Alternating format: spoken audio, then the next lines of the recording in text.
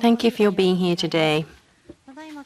We will now begin with the International Arts Festival Aichi 2025 Roundtable event. This roundtable event is to commemorate the opening of Aichi 2025, which officially opened yesterday.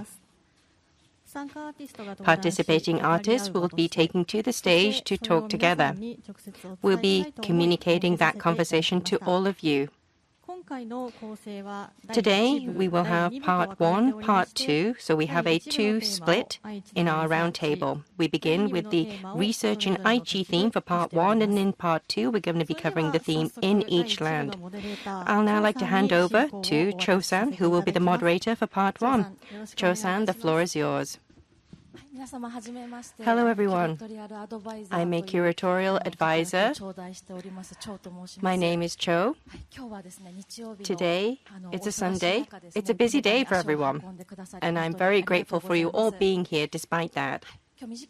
Today, we don't have a lot of time. However, we're going to have a concentrated, dense conversation with the artists. So I hope you will enjoy it.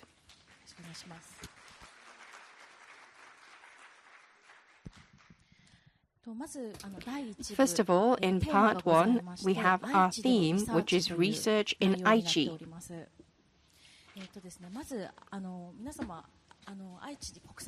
So, I think you know that we've had many international arts festivals here in Aichi, but since 2010, this is an event which is held every 3 years, and this is the 6th iteration of this event.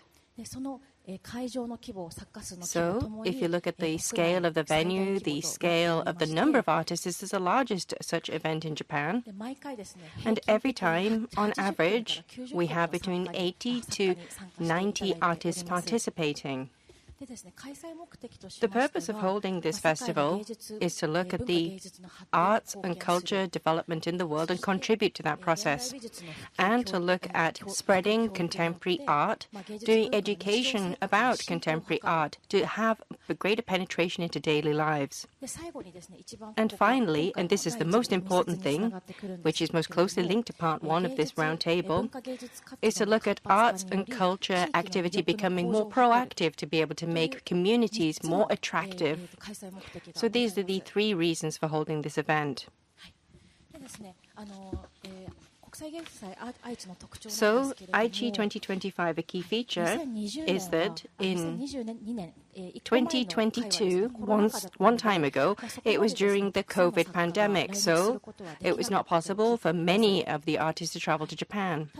However, year on year, around half of the artists, we always have them come at least once to Aichi to conduct research here in this region, to look at the rich culture here in Aichi, to look at the history here, to be able to connect that to new works of art. So on this occasion, we have 3 artists who are joining us for this roundtable. Beginning with closest to me, the 2 is ikkibawiKrrr from South Korea. This is a 2-member team. Applause, please. Thank you. And in the middle, based in Fukuoka and Hamburg in Germany, is Kawabe Naho-san. And furthest away from me is Shaikha Mazrou from the UAE.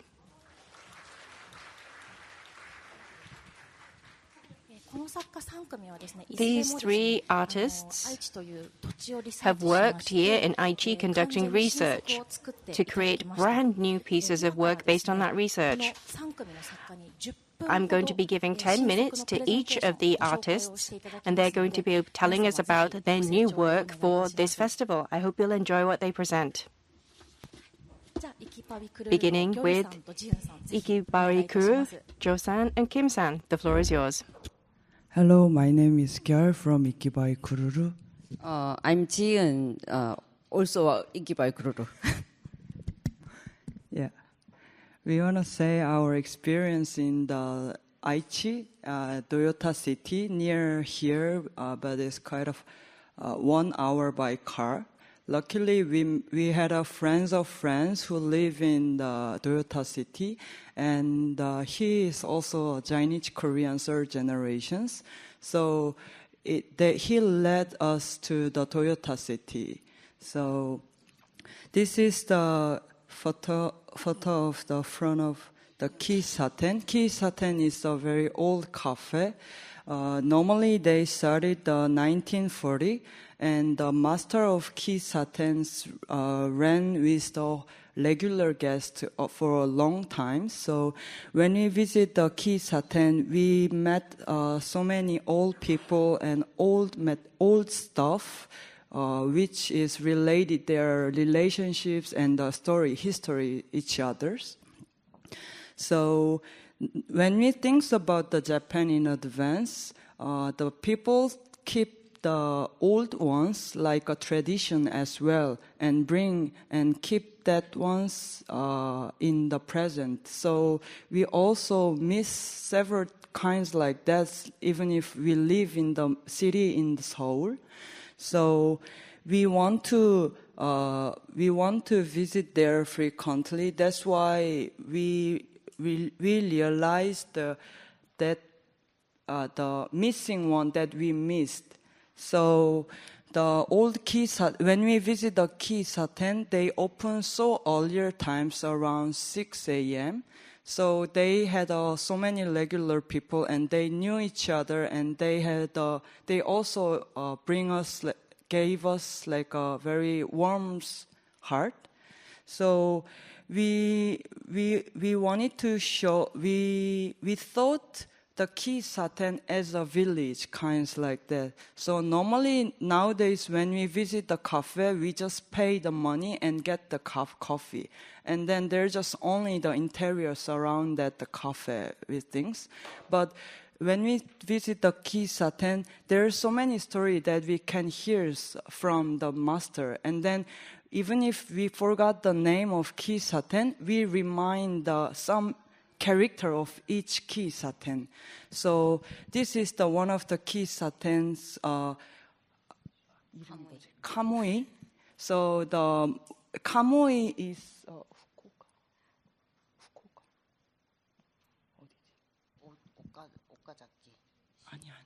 sorry.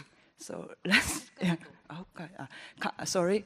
Kamui master is from Hokkaido. So she also started to talk about her hometowns from sharing the name of Kisaten, kinds like that. And the next. This is the Coffee University Chamu. So it's located in the Okazaki. The owner of Kisatens run the long times, almost 50 years as a karaoke Kisaten. And after the COVID, he wanted to change like a gallery Kisaten because almost regular guests had retired. So they also have a hobby to making some drawing kinds like that. So he wanted to make some exhibition for the regular people and surround the village. So we got a chance for the participants as a village artists. So we had shows in the old Kisatens in Okazaki. And then the title of this exhibitions is Burabura.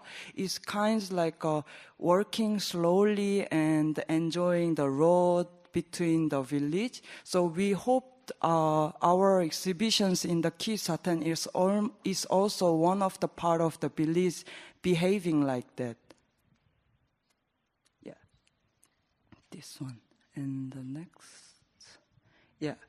And then this is the community, they call it the Hashinoshita. It means the under the bridge. So one of our friends also the member of this Hashinoshita center. And normally they spend many times just only for making a whole years for making one festival. And then it happens in under the bridge in Toyota City. And then when we having a time with them, normally we spend a time for meeting in the middle of each other. So some of friends want to making a kimchi from us, So we tried to making a kimchi workshop because we want to sharing some things, kinds like experience. And then after the kimchi workshops, they also showed us like a 봉오돌이 dance. So normally, and then when we visit the Kisaten, we met so many old memorial things from the master and the Kisaten. So we want to ask to the friends of Hashinoshita for asking about the very good and importance in their life, kinds like that stuff.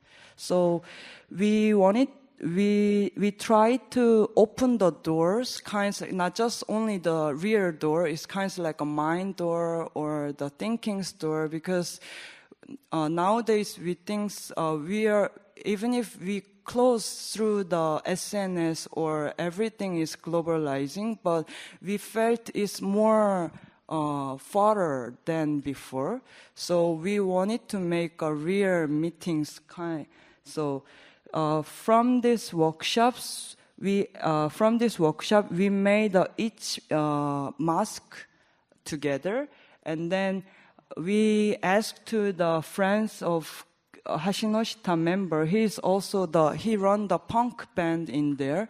So we asked them to making new music from the old folk song from Korea. The lyrics also related to Open the Door. So this location is that location where they held their own festival every year. So we thought it's also very meaningful for each other. Yeah, this is the child, and they also made a festival with their family every year together. Yeah, through this Aichi Triennale project, we visit the two villages. One is the Kisaten, and the second one is the Hashinoshita Center. So yeah, so this is the image of our installations. When you visit our venue, the music videos or Open the Doors will bring us to another universe, and then there's a coffee plate. We thought it's kind of like a UFO brings us to the special world, kind of like a ikkibawiKrrr. And then this is the casting work from the rear Kisaten doorknobs. So we remains like a Naho magic ones to can open the doors.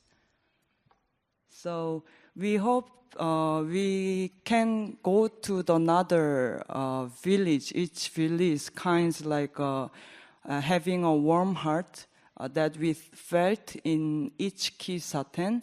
So this one is the 3-channel video works, include the 7 Kisaten where we visit the Aichi, Toyota City and Okazaki. Yeah, you want to add something? 우리 시간이 아직도 남았는데. So I think she added some words as a Korean, and Sunhye-san will help us. 저희가 이 작업을 한 이유는 사실 이게 한국도 개인화돼가고 이 마을이라는 게 거의 잊혀지거나 없는 거라고 생각하고 있기 때문에 이렇게 남아있거나 자발적인 어떤 모임들에 개인들이 어떻게 접속할 수 있을까라는 질문을 하기 위해서입니다.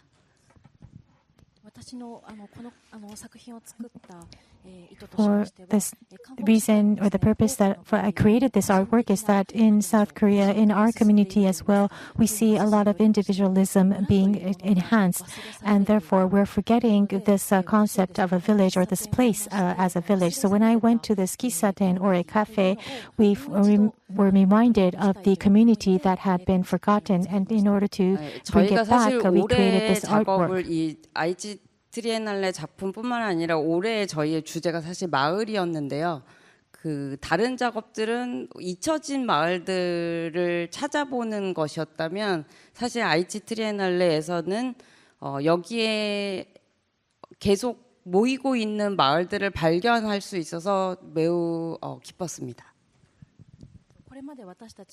Up to now, the center of our concept, there was this village concept, but up to now, our activity were centered on finding the village that has been forgotten. But in Aichi Prefecture, we were able to find a village that is existing and able to find that. 사장님들도 그렇고 하시노시다 센터 분들도 그렇고 저희를 불러주는 그런 기회들도 있어서 계속 이런 것들이 주고받는 것들이 생기길 바랍니다. 네.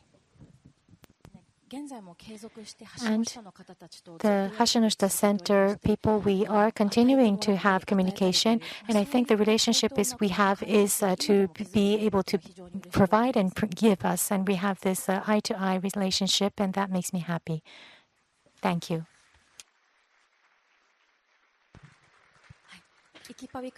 Thank you very much to the two from ikkibawiKrrr. And just so you know, ikkibawi means moss that is formed on rocks, and the krrr is just an onomatopoeic sound, so it's ikkibawiKrrr. So it's being like a moss, being patient, in place, working hard and endeavoring. I think that's the meaning behind the name. So next I'd like to introduce Kawabe Naho-san. The floor is yours. Hello everyone, my name is Kawabe Naho. My work is located on the 10th floor, next door to Yamamoto Sakube's works. So my work is an installation that uses charcoal.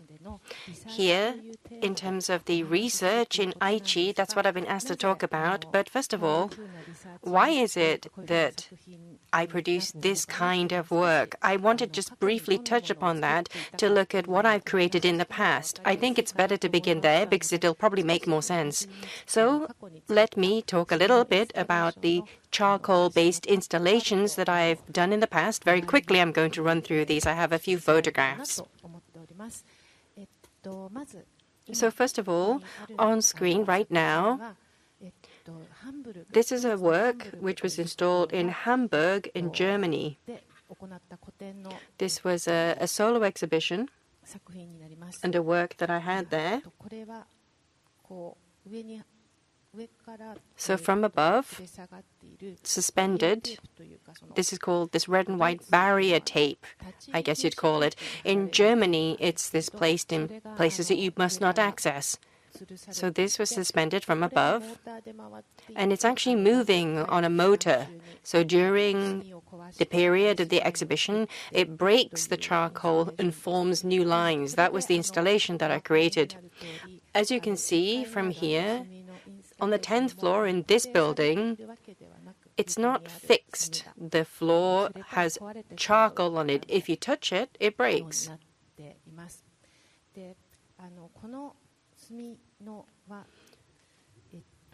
So this charcoal generally is been given a flower pattern.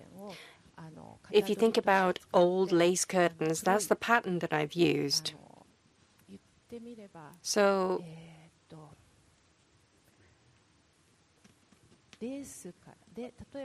I've used black here, but if you think about the lace curtain up against a window, and you see the shadow that is cast from that on the floor. So this is a pattern, a tool that I've taken off this. This is almost a negative of the shadow that I'm creating.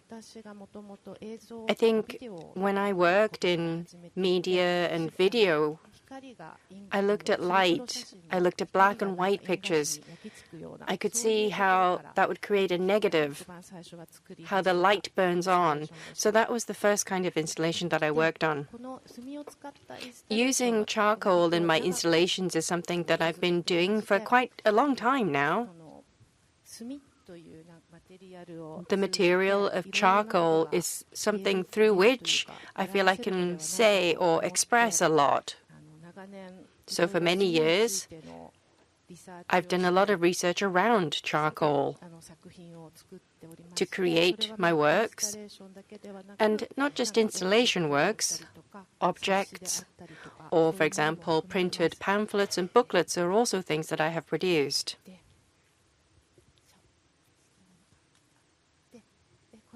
Skipping ahead, for this Aichi installation, I think this is the past work which links most closely to it. This was during a Fukuoka residency research that I created this. So this is near the Hakata port in Fukuoka. There is a coal mine called Sawara coal mine. It's already closed, of course, but I conducted some research about there, and also carbon nanotubes, which are a very futuristic material. That's how carbon nanotubes are talked about. And I researched both of these materials to create this work.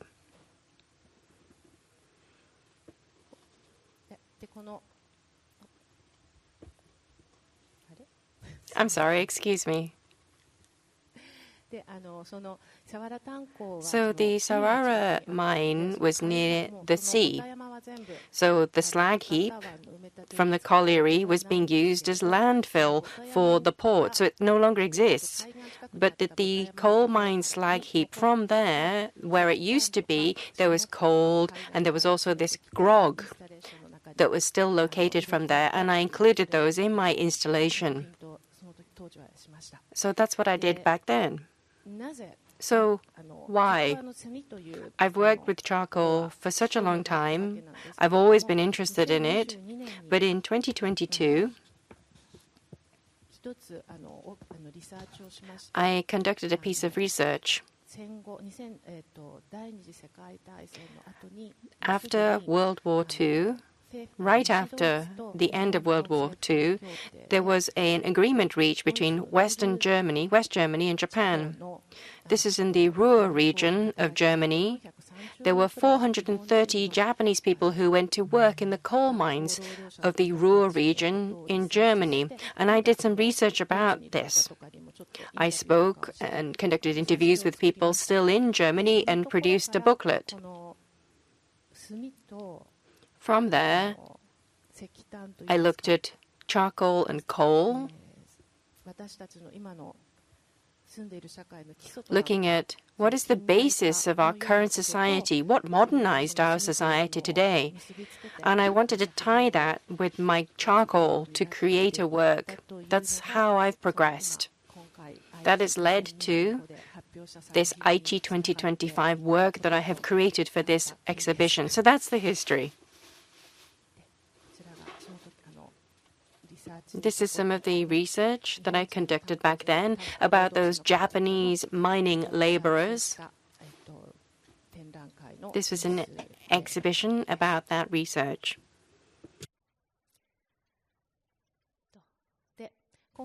So for this Aichi 2025,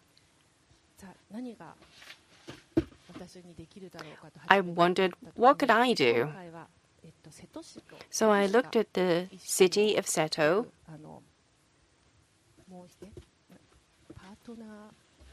Seto City, I guess, is, do we call it a partner city? It's a venue for this festival. So at first, I was thinking about ceramics because that is also originating in the ground from the earth. So in terms of tying to my materials of charcoal and coal, there's a great link there in terms of the Carboniferous period. The Carboniferous period is from many millions of years ago, where plants were embedded into the geological strata, and it's the pressure of all of that earth that turns the plants into this jet black color, which I use now. So there is a geological time aspect that closely relates, I think. But as I did my research, I was looking at Seto in terms of how ceramics became this great industry here. that there is this, the insulators which are produced here was so important. So there is an insulator museum, and this is actually a picture of what I saw at the insulator museum. Up to now, when you think about insulators, I was really interested in their shape, their profile. But as I did the research myself, I found that in lots of places around the town, around the city, I started to spot insulators all over the place and saw that they had lots of different shapes. So this is a plant, for example.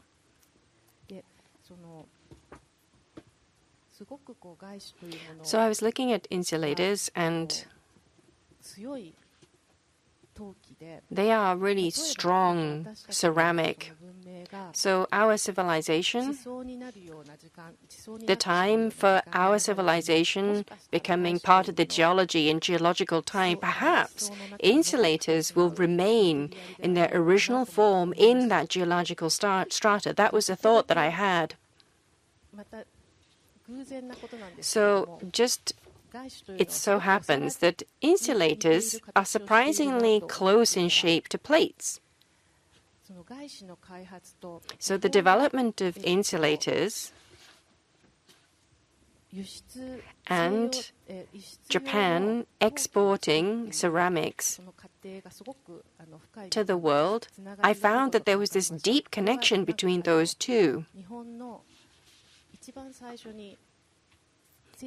In Japan, when for the first time dinner sets were produced to be exported to the West,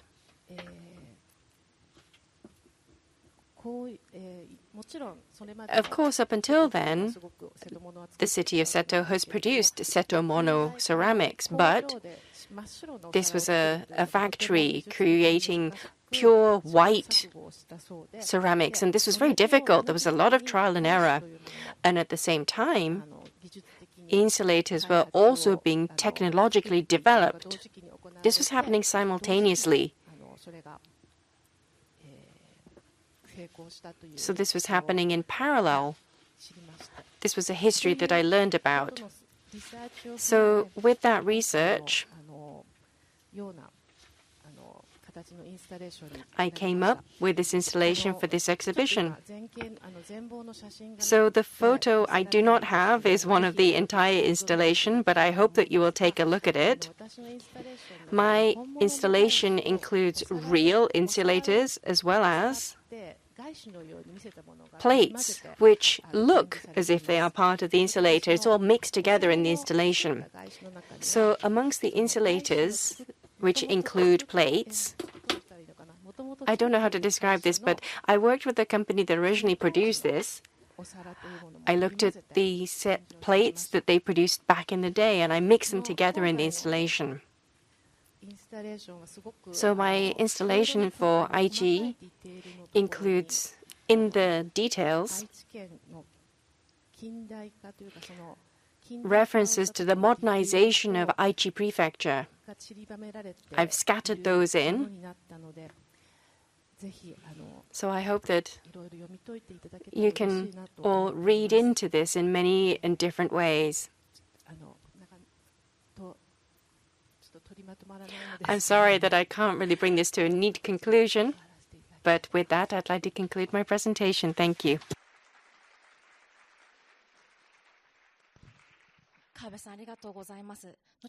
Thank you very much, Kawabe-san. And for her artwork, we'll be able to hear in more detail. And next, let's go to Shaikha Mazrou-san, please. Shaikha. Hello, everyone. I'm Shaikha Mazrou from Sharjah, UAE. I have been teaching for the past 14 years aside of my practice, currently teaching at New York University, Abu Dhabi. I'm grateful for your time and quite fortunate to be participating with the artist in Aichi. There are a couple of images that I would like to speak of, but I wouldn't spend much time. This was one of the Artist Commission Garden at Ar Jamil during its first opening. And the reason I wanted to put this artwork up is to highlight the interest in dichotomy. So my work constantly look at a certain either theme or concept and is seeking the conflict within the material and within the concept. So this was titled The Greenhouse, Man-Made Yet Handmade. And this was one of the projects in Sharjah towards Shaikha, and it was part of Abu Dhabi ADMA Music and Arts Foundation, where we had to respond to specific sites within Abu Dhabi. And I did go all around Abu Dhabi searching for sites, but for some reason, because it is a land art piece, I was given the opportunity to, or given the confirmation that I can go ahead and produce this work in the mountains. I was quite interested in the ephemeral approach of land art. And this was almost 15 meters by 15 meters respond to a site. And it was kind of an introduction of this interest to responding to a very specific site. It was present in that location for almost 2 years before the weather have washed it away. Another work, going to the Aichi Triennale artwork. When I was first invited last year, to be honest, I came with a blank page. I didn't have any idea of what I will be creating. And thanks to Hoor and the team, I was taken to a lot of interesting sites. And each and every site was much more interesting than the other, from the glass and ceramics, from the ceramic factory. And I wanted to respond to each and every single site, but when we stopped at the Situ Cultural Center, there was this big fountain that was 9 meters by 9 meters that was left empty for 20 years. And I got this information from the team. I was quite curious. And I remember standing with Hoor and saying, there is something interesting about this site that is speaking to me, but I don't know what is it yet. And once I went back home, I was quite interested. Aside from my art practice, I genuinely enjoy poetry. And there was a poetry that stuck with me titled A Throw of a Dice Will Never Abolish a Chance by Stéphane Mallarmé, a French symbolist poet who wrote this poem in 1897. And what was interesting about that poem is the deconstruction of the normal structure of writing poetry. So the lines would flow right and left in irregular lines, and almost deconstructing poetry. And every time it's read, it's read differently. And also, water in general is an interesting body. It is political, it's poetical, it's personal, it's a lover, but it's also a monster. And it's a notion that I'm always fascinated by. And looking at that empty fountain, I just felt that there's a desire of creating a work around the fountain. I did a couple of sketches, couple of renders, and something about perception. So you see an aerial view, and you see two ripples, almost suggesting an emptiness of, or a presence of two bodies or two objects that are no longer there but captured in time. And I wanted to highlight that perception of absence. And also looking at the curatorial statement written, I was quite intrigued to further research the curatorial statement and kind of relating it to the site, to my own practice, and finding a bridge between the curatorial statement and my own proposal. The work was initially quite challenging because I was working with black jade marble, and considering the size 9 meters by 9 meters, I had to find a way where it is easy to transport and easy to install, so they were kind of structured as tiles and put together as a puzzle. And the color black specifically, I like the way black marble kind of reflects and refracts light, because I was also questioning myself, like, why am I intrigued to use black marble specifically? But I remember when I was taking photos and when I had the sample in my house, I was taking a photo of it next to the greenery, and the reflection of the greenery was kind of reflected on the marble. So yeah, that was kind of like the honest, genuine, vulnerable approach to create this work. But also there is this, again, when we go back from the first slide, this dichotomy. Marble is a very rough material. It's very harsh to handle. It requires very specific handling. But water is very feminine on the opposite side. It's very vulnerable. So this is kind of, in a nutshell, honestly, the way this work was conceived. It was a response to a site. So yeah, I have these couple of images, I believe, further. This is also kind of right next to the building that kind of represent where the water flows into the bigger pond. Thank you.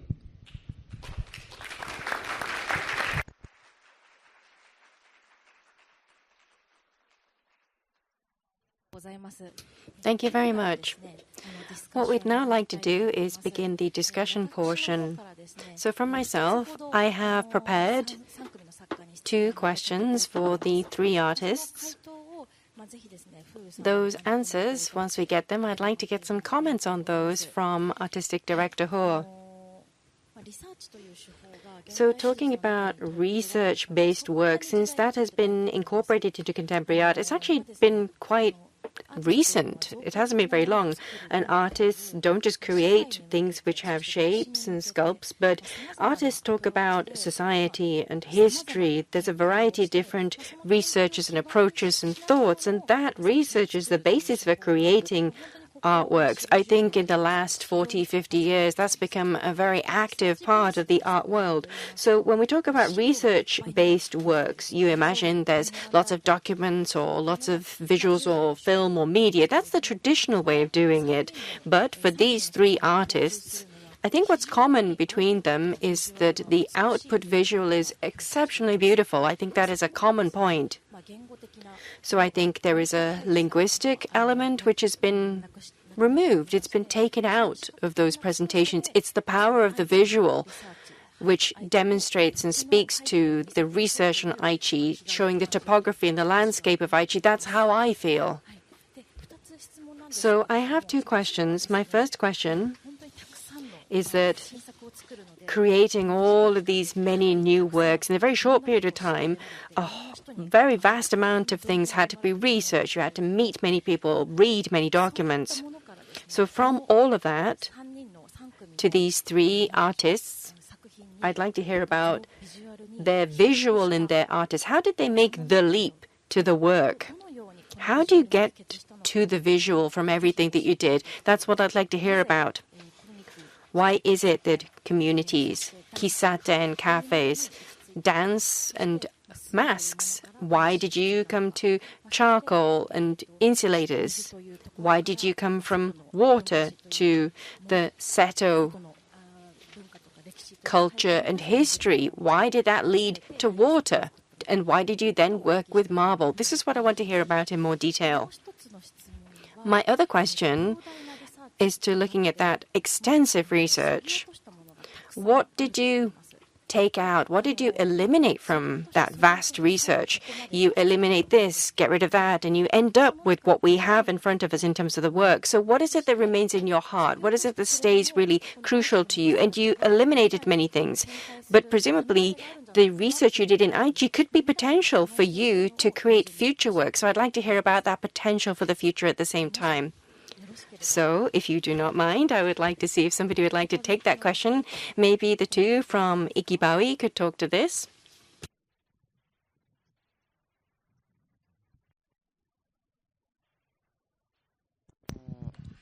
사실 이게 뭐 작가마다 다 접근법이 다른 것이라고 저는 생각합니다. 근데 저희가 주로 어떤 그 주제나 작품에 다가갈 때 저희는 항상 경험이 굉장히 중요하다고 생각하고 있고 그리고 그것을 하기 위해서 직접 만나거나 그곳에 가거나 혹은 거기에서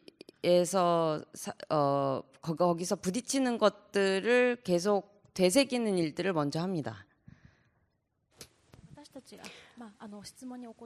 To answer the question, that question, depending upon the artist, will result in truly very different answers. But for us, I think experience is what we value the most. Thinking about something that we physically experienced and then we butt up against something, we crash into something, we feel that that's the most important thing. 그 기사텐이라는 공간도 역시 그러했는데 저희가 계속 여러 번 거기들을 가면서 그 사장님들의 얘기를 들을 수도 있었고 그다음에 이 단골 손님들이 사실은 있는데 그분들이 비슷한 시각에 와서 비슷한 행동들을 한다는 것을 알게 됐습니다. 그리고 그것이 그분들의 생활의 일부가 되고 그렇게 10년, 20년을 만나면서 또 거기에서 생겨나는 어떤 공기가 있다라고 생각해서 그 공기를 사실은 작품에 담고 싶었습니다. So for Kisaten, those cafes that we focused on, we looked at the regulars. The regular customers were really interesting.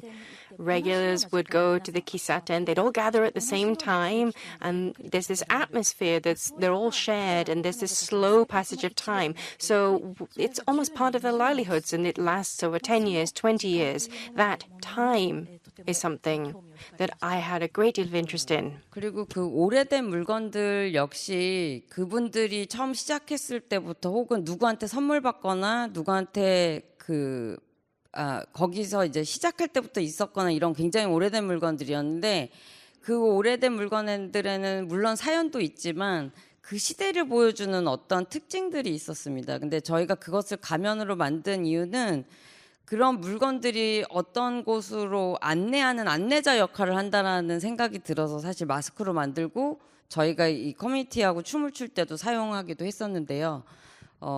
이 물건들이 각각 갖고 있는 일종의 이상함 같은 것들이 좀 드러나길 바랬는데 저희가 사실 커뮤니티 작업을 할 때 오히려 어떤 작가의 예술적인 어떤 부분을 사실 살짝 줄이고 오히려 그런 그 직면한 것들을 더 드러내게 하는 걸 선택했습니다.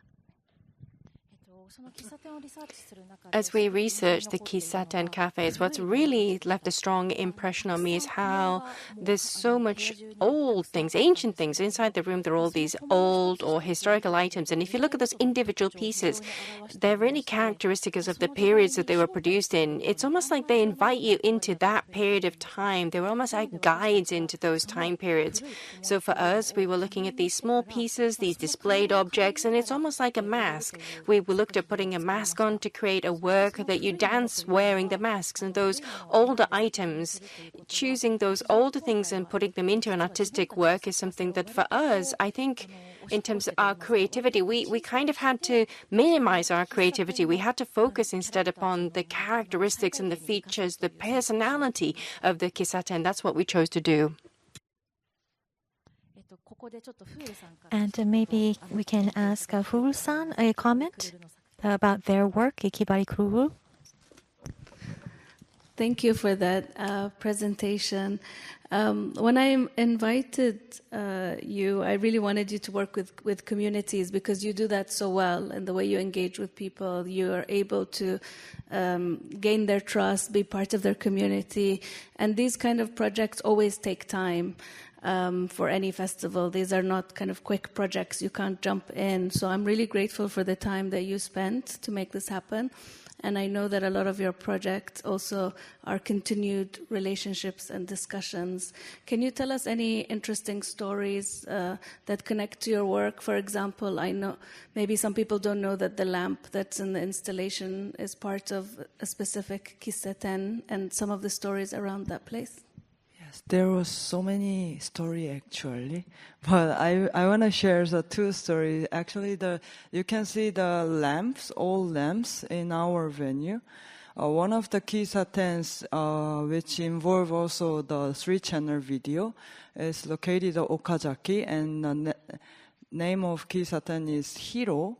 When we visit the Hiro, they will close in 1 month.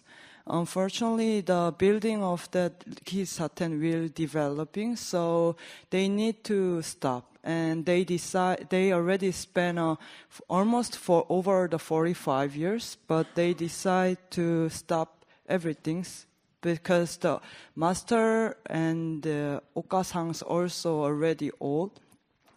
The reason why at that time there are so many regular guests and very crowded.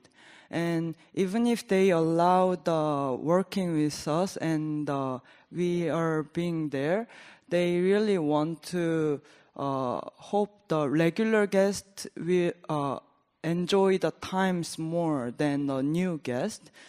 And then finally we visit frequently and we also had a relationship with them. So they want to give us some materials if you want to bring to the museum for brings kinds like a funigi.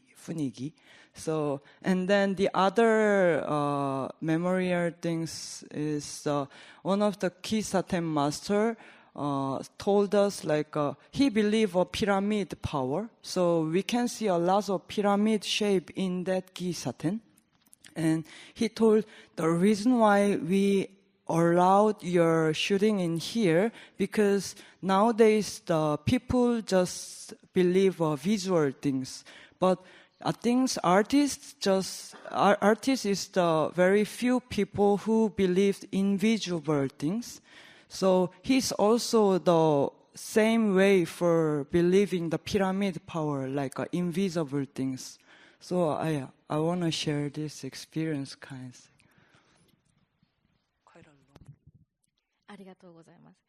Thank you. And funigi was what he mentioned. And that is Korean, and that means atmosphere. So thank you. And next, Kawabe-san.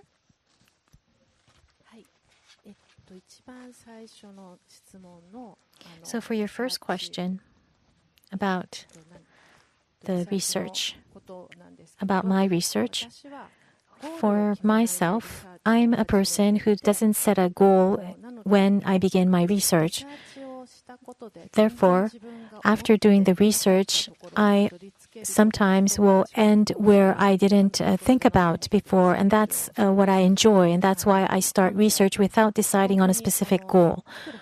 So when I start creating my artwork, actually, I myself don't have an idea how I will end up and what my artwork will end up like.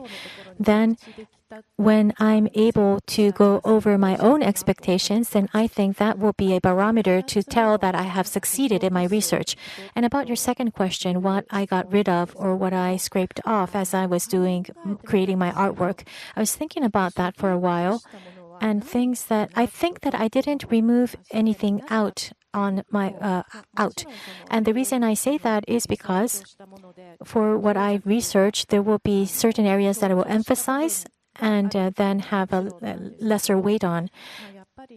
And of course, I would focus on certain areas. But as I create my artwork, develop my artwork, it's not only about my research. Sometimes it will be about my personal experience at that time, the social circumstances when I'm making my artworks. Also, there will be many other things that I experience as I create my artwork. When I decide the form, when I decide on how it will be placed, there will be a lot of things that influence me when I create my artwork that is surrounding me. Therefore, I think for this time, insulators and the plates was something that I tried to find in common. But as I was doing my research, at the very beginning, the man-made artificial light, I heard that it was the spinning machine factories, and that is the same in the world and also in Japan. And for example, if there is this twist inside of the electrical wires and it is related to the spinning of the threads, there is this relationship here with how it is made. And there are some areas that this part is made visible. And what was interesting for me at the beginning of my research, when I was researching about the insulators, was that when the insulators came to Japan the first time, or when it was created in Japan for the first time, well, it was not made in Japan first, the insulators. It was made in UK, England. And everyone first thought that those were very scary things, and people started to take it down and break it. That was the response from the community, Japanese community. And also, it wasn't electricity, but it was about sending something from here to a different place. And people thought that that was an act of evil. They thought that insulators are doing something very scary, and therefore people would break the insulators. Or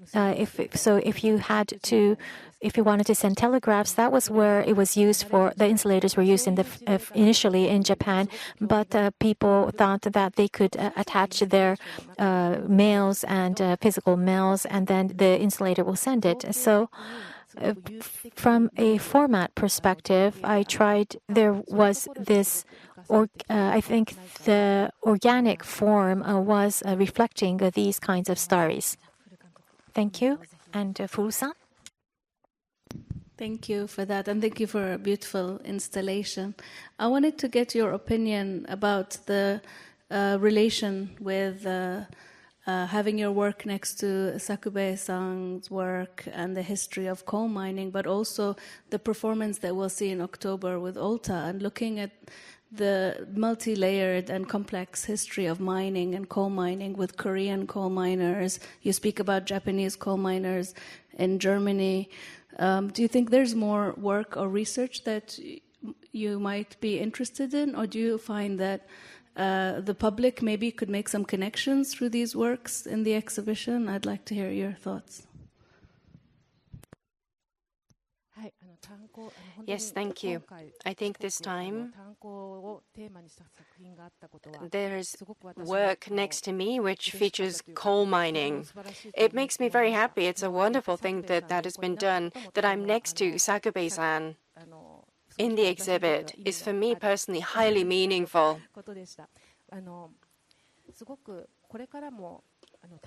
Going forward into the future, looking at the history of coal mining, or thinking about people traveling, people working, labor, there are real deep connections between these themes.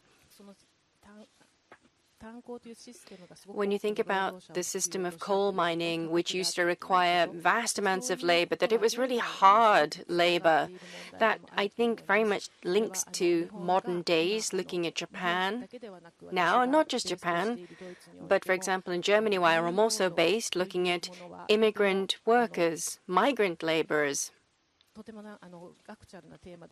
I think that's a real actual theme that everybody deals with every day, and that's something I'd like to do more deep diving on, as a theme I want to keep for myself going forward. Thank you very much. So finally, I'd like to turn to Shaikha. Shaikha-san, if you have a comment, please. Thank you so much. I think what was quite interesting in this journey is every time I am faced with responding to a very specific site, it allows a natural growth, which is like expanding your research, expanding your visual language.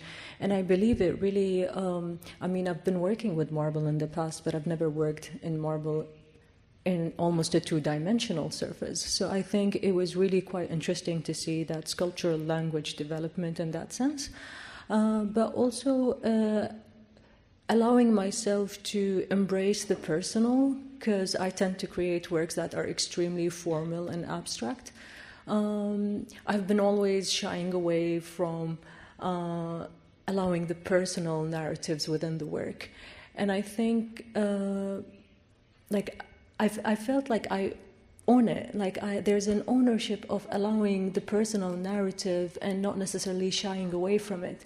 So I believe this work really have expanded that kind of theoretical thinking, but also be sensitive about what you want to say publicly. And the second question, in terms of the transformation of the material, as I mentioned, I've worked with three-dimensional surfaces. There were quite challenges that I haven't thought of. In terms of scale, I wanted large slabs, some got broken, and I love these mistakes.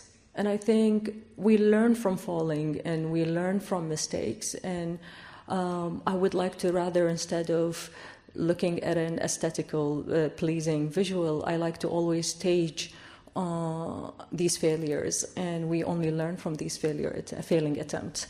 So that was quite an interesting approach, thinking about the work from a two-dimensional surface, but also theoretically responding to certain text I was reading at the time.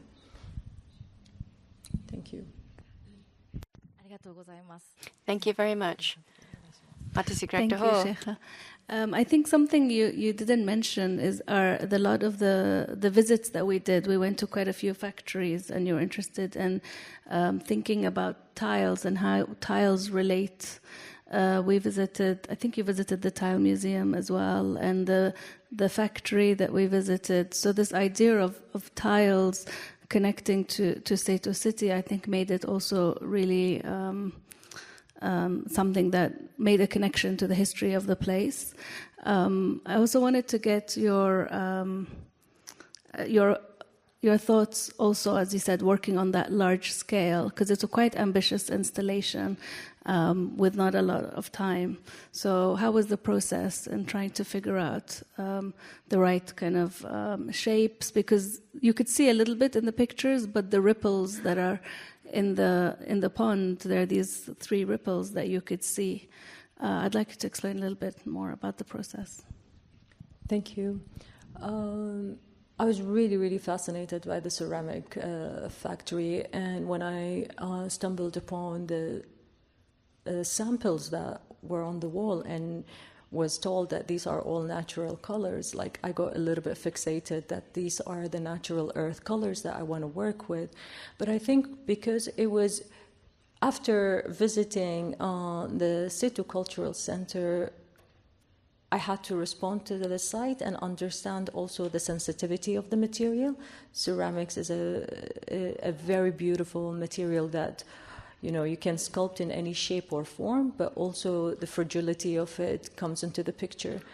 Having said that, I've had it in the back of my head for other projects. So I was really fascinated with how tiles are made and the installation methods that we were kind of taken through.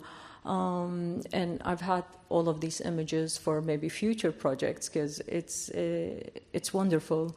But regarding the scale, I would like to follow Kawabe's point in terms of, I don't set goals, but I'm quite ambitious. And I got really fixated in filling it with entire marble.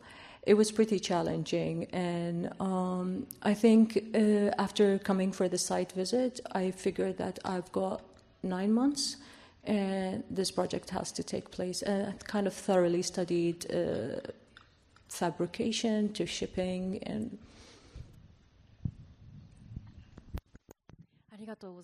Thank you. These artworks that is research-based, you need to rely on the knowledge, the experience of the artist, and also the coincidence. And all of these is multiplied in creating the artwork. So there will be the infinite possibilities for the artworks. And through the works of the 3 artists groups, I think we were able to understand that point about artworks. Maybe can we ask, we do have a little bit of time, so if it is, maybe we can ask the floor for questions. One question can be accepted, probably. This is a good opportunity for the audience here. So if you have any question, anyone from the floor? There's one person with their hand up.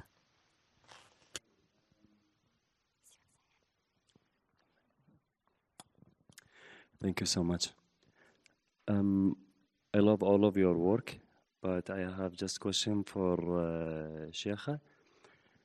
I love your work, Shaikha, and also I really encourage people to go see it in person. You will see something way different than the photo. My question is how you choose your materials, based on what? And also, do you have the idea and then you choose your materials, or when you see the materials, you will have idea through the materials. And also because you choose you work in like in many different materials, so I would just like to know. Thank you so much.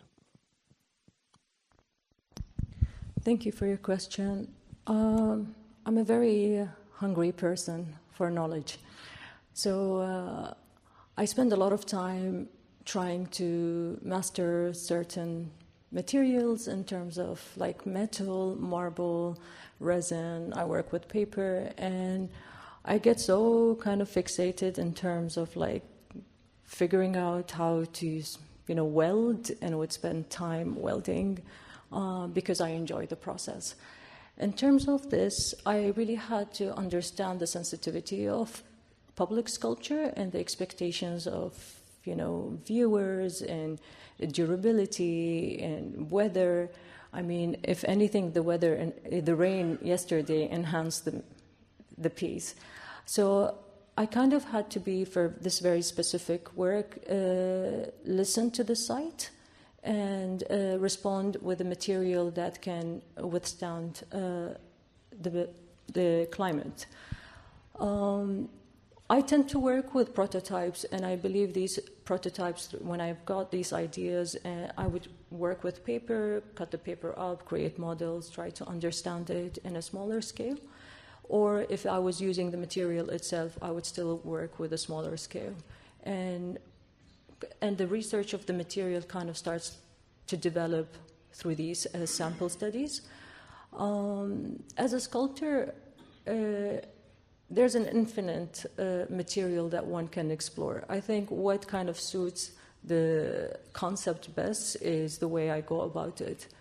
I tend to kind of like exhaust the material to its max, and that's a process that I enjoy more than the outcome. Thank you, Basim. Thank you very much for your question. So, Basim Al-Shakil-san is the another artist that is in this in Triennale Festival. So maybe you can stand up and say hi to everyone. I want to introduce you as the artist. Thank you.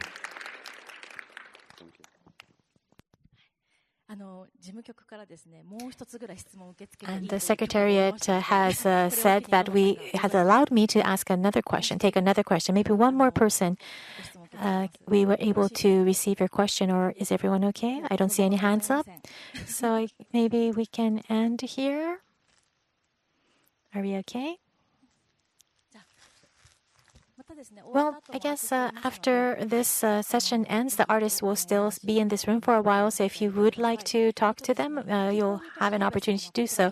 So for ikkibawiKrrr and Kawabe-san, their works are here, and Shaikha-san's work is in Seto City. So I hope you will definitely be able to visit all of the venues to see their artworks. Then I think we'll be able to end this part 1, Research in Aichi. Thank you, everyone, for staying here and joining us. Thank you, artists as well, and artistic director Furusan. Thank you also. Thank you very much. With that, we will take a break. Part 2 will begin from 2:15, 14:15. Thank you.